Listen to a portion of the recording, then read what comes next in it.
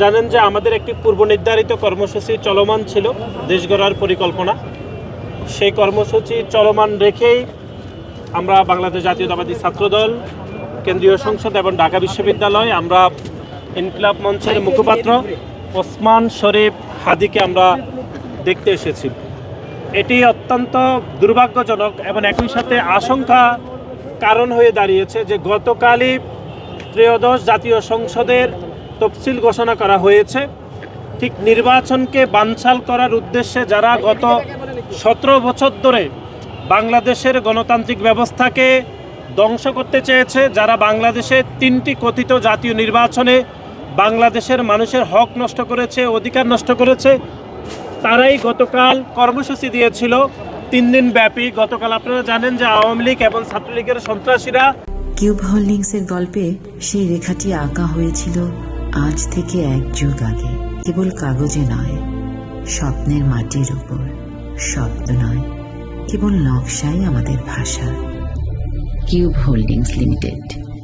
তারা কর্মসূচি দিয়েছে যে আজকের কর্মসূচি ছিল যেটি বিক্ষোভ মিছিল, গতকাল ছিল মশাল মিছিল এবং আগামীকাল লকডাউনের মতো এরকম কর্মসূচি ঘোষণা করেছে।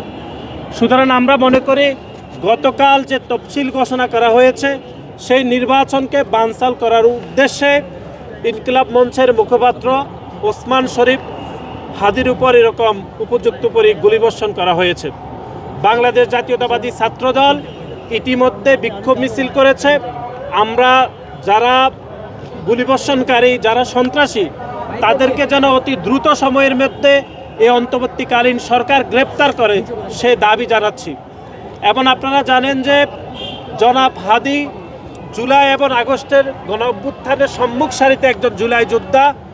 এরকম একজন জুলাই যোদ্ধাকে যিনি এই অন্তর্বর্তীকালীন সরকারের ত্রয়োদশ জাতীয় সংসদে এই সংসদীয় আসনে যিনি স্বতন্ত্র প্রার্থী হিসাবে নিজেকে ঘোষণা দিয়েছেন।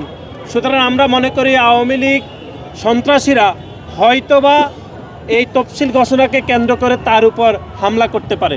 তারপরেও আমরা মনে করি এই অন্তর্বর্তীকালীন সরকার পুরো ঘটনা তদন্ত করে প্রকৃত খুনিদের যেন গ্রেপ্তার করে সে দাবি বাংলাদেশ জাতীয়তাবাদী ছাত্রদল জানাচ্ছে। আপনাদের সম্মুখে এখন কথা বলবেন বাংলাদেশ জাতীয়তাবাদী ছাত্র